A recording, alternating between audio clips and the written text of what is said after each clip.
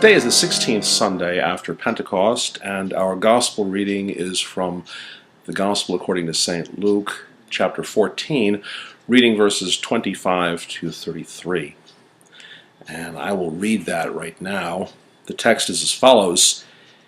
Now, great multitudes accompanied him, and he turned and said to them, "If anyone comes to me and does not hate his own father and mother and wife and children and brothers and sisters, yes, and even his own life, he cannot be my disciple.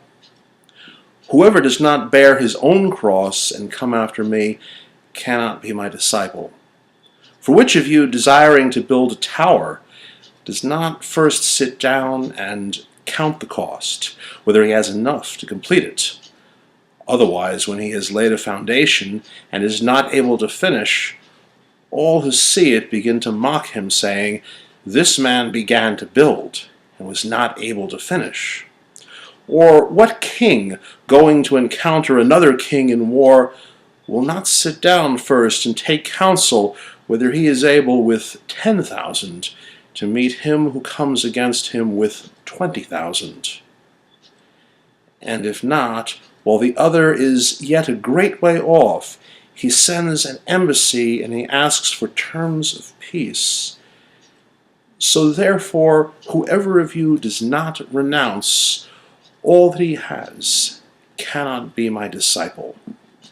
I also want to add the last two verses, which we'll discuss at the end of this sermon, because I believe they connect to what we're talking about. Jesus goes on to say at verse 34, "Salt is good, but if salt has lost its taste, how shall its saltiness be restored?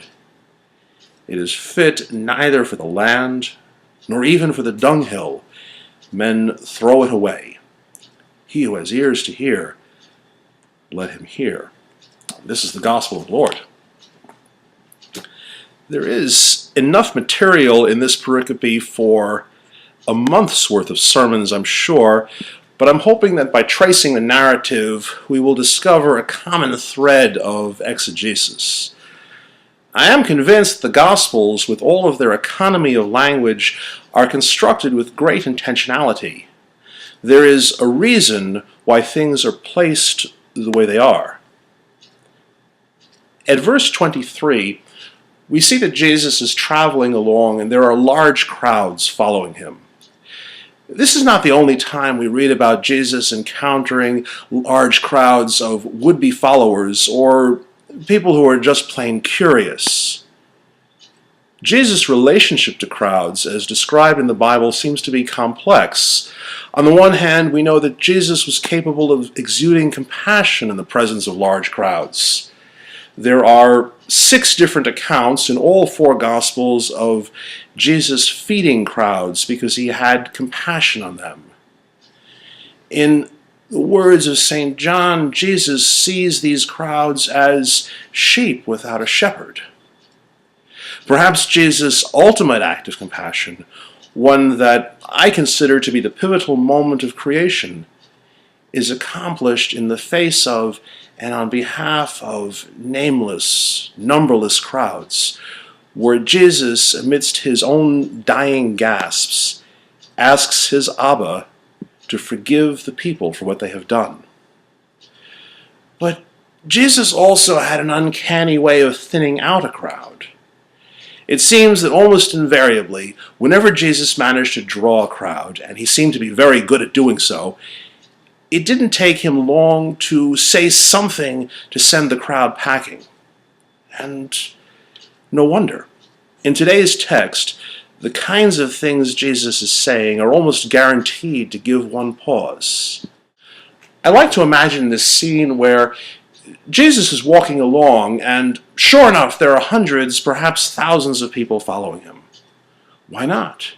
This is the man who, after all, heals the sick and multiplies loaves of bread. But then Jesus turns around and says the first thing: hate your father and mother. And half the crowd stops in their tracks. Gee, I can't do that. I love my parents. Plus, the Torah says we have to honor father and mother. So I can't do that. In fact, I gotta go home. So now half the crowd is gone. But the other half, well, maybe they're thinking, oh, it's all right. Mom and Dad were never that nice to me anyway, so I'm okay with that hate stuff. Then he mentions the cross. Well, if the authors of Luke stuck that in as an afterthought, after the fact, I can take it or leave it. But assuming that's a genuine saying of Jesus before he was crucified, it is very powerful and very frightening. Because the Jews in occupied Judea knew what a cross was. It was capital punishment. So, Jesus, you're saying we have to be willing to follow you, even if it means we are executed. And half of the remaining crowd turns away, saddened and dismayed. Jesus keeps saying stuff, and with each new iteration, more people leave. And by the time we get to the part about relinquishing one's possessions, if by then there's anyone at all left to hear the discussion about the salt, it's only those who have nothing anyway, and feel that it will be okay to lose their lives because maybe life isn't all that good to begin with. Or maybe there's just no one left at all. Perhaps that's the first lesson we might take from this text, one that will seem strange to some of you. Well, I am convinced that God's love is for everyone, as I want to say, the good, the bad, and the ugly. Jesus' compassion goes out to all people indiscriminately. And by the way, as Scripture tells us, in the fullness of time, Christ is revealed to his whole creation. It's what the creation is waiting for. Every molecule, every galaxy, every soul. But to actually follow Jesus, to be his lethetes, to be his disciple, perhaps this is something not so automatic. Perhaps Jesus intentionally thins out the crowds. Or perhaps they simply heed his words and count the cost. So let's look then at what Jesus is saying to these people and to us. The first statement is perhaps the most perplexing. Hate? How could Jesus, the Lord of love, suggest that we hate anyone? Least of all those who gave us life and cared for us. A little bit of linguistic study might shed some light on the expression, but you may see in the end the result will be no less afflictive. The New Testament is written in Greek. If you are listening to this, chances are most of the time you read the Bible and talk about it in English. But in day-to-day discourse, Jesus spoke Aramaic. Aramaic, it turns out, has no easy way to say, I prefer this over that, or I choose this thing over that thing. Instead, one simply has to express a rejection of the thing, and the context will determine the emotional impact. For example, if one were asked to choose between coffee and tea, and one decided upon tea, the most efficient way in Aramaic to express this would be to reject the coffee in favor of the tea, and if we didn't know the emotional context, we might translate this as someone saying, I hate coffee. When in reality the person probably does not have any such intense emotion towards a beverage, but rather simply would like to drink tea at that moment. So we might do well to translate these hate verses less elegantly, but more emotionally accurate, as whoever is not willing to put father and mother aside for my sake cannot be my disciple. Now that's certainly less offensive than saying, Mom and Dad, now that I'm a Christian, you know I have to hate you guys. But it may be just as tough. Jesus is looking for a commitment, and it is an emotionally costly thing. By the way, it's also interesting to note that we might translate mathetes, disciple, as apprentice. And if we were to do that, it's certainly something that, in a worldly way, I can relate to. When I was quite a bit younger, a teenager, I determined that I wanted to play the organ on a concert level. I wanted to be a virtuoso performer. So I found a well-known teacher who took me under his wing, so to speak, and I quickly learned that if I wanted to be his disciple, if you will, or his apprentice, I had to, in the same way that Jesus is saying in this text, hate my friends and my social life and almost everything else I was doing. Now, of course, I didn't hate my friends or my family, but in many ways, in fact, I came to love them more because I was doing what I loved. But to an extent, I did have to put them aside for the sake of practice and study. Hanging out was not an option anymore. Many of the normal activities of youth were no longer an option. And that is perhaps the next thing we learn from this text. Jesus is looking for apprentices, those who will put aside what the world expects to them. And this is perhaps the next thing we learn from this text. Jesus is looking for apprentices, those who will put aside what the world expects of them, or what they have hitherto expected of themselves, in order to follow his way. Let's look ahead a little bit to verse 28. Here Jesus uses two analogies for discipleship. The first is a construction analogy. If you want to build a tower, now he could really have said anything. It could have been a house, it could have been a barn, but again, Scripture, I believe, is full of intentionality. He chooses a tower. Towers are obvious. They stand out. They have specific purposes. And if a tower remains unfinished, everyone is going to know. So discipleship is like a building. It takes time. It takes resources, in this case, emotional resources.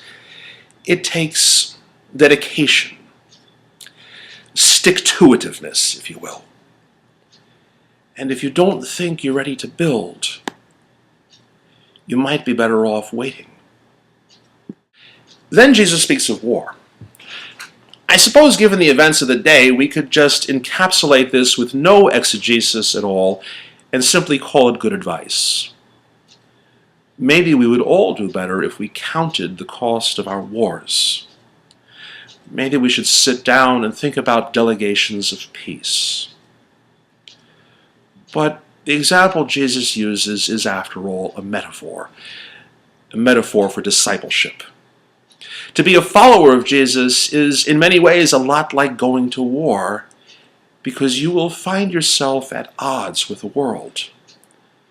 It's not a war of bullets and bombs, at least not ones that the Christian gets to launch. But it is a war against the powers of selfishness, bigotry, and violence. It's a war that is fought without and within. And Jesus acknowledges in this text, at any given time, the would-be disciple may not be ready. In the Garden of Gethsemane, Jesus was preparing for war. As he prayed to his Abba, he was counting the cost. In the end, he determined we were worth it. And though outnumbered, he went to battle against all the viciousness that religion and government and all the prejudice of the common man could possibly heap on him. And with a voice of forgiveness, he bruised the head of Satan, and the accuser's power was vanquished. But we are not always ready to do battle. Sometimes for us the cost is too high, so we seek to make peace, however uneasily, with the world. Finally, we get to the part that is often most difficult, most unrealistic for us. At verse 33, Jesus tells us that the disciple must relinquish everything, all of our possessions. Well, again, a little bit of language study is going to help us see what Jesus meant, but in the end might make it no less difficult. The original Greek might just as easily and more probably should be translated as giving up all your possessing. Stop thinking of things as being either at your disposal, or as we read of possessions in the parable of the prodigal son, ousia bios, the substance of one's life. But it's hard for us, because we are all, in many ways, the so-called rich young ruler. And our possessions are great. Not only are they great in the sense of being wondrous, computers and cell phones and luxurious homes and automobiles, but they loom large in our lives. We define ourselves by them, and the world defines us by them. So, what are we to do? Shall we, like the young ruler, go away sad? Shall we, like so many of Jesus' early disciples, suggest that these teachings are too hard? The clue is found in the concluding verses of this particular pericope, and it points back to what Jesus has perhaps been getting to all along. Salt. If the salt loses its saltiness, what is it good for? You can't put it in the ground, and you can't even really put it on the dung heap for mulch. But if those who follow Christ are to be the salt of the earth, that tells us something. Now, I like salt. Those who know me might say I like it too much. But even I can't eat an entire meal made of salt. And I don't suggest you try it either. You'll get very sick. We put salt on food to make it, well, salty.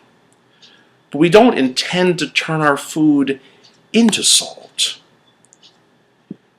Jesus is calling those who are willing and by the Spirit able to salt the earth, to season it with His love, to bring it around little by little to the right spiritual taste.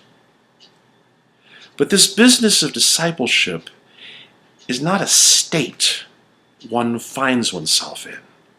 It's a way of life, the path to follow. Discipleship is a tower to be built, a battle against evil within and without to be waged. And at any given moment, we may not be ready for everything.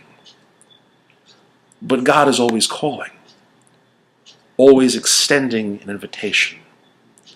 Some say the rich young ruler became the man known as Joseph of Arimathea, who gave up his own tomb so that Jesus might be buried. There are legends that Pontius Pilate became a Christian. I suppose both are just stories, but they speak to a reality. We are all on a journey, even those who don't know it. In the fullness of time, every eye will see, and every tongue will confess that Christ is Lord. The whole creation will cry out, "Holy," and the dwelling of God will be among men.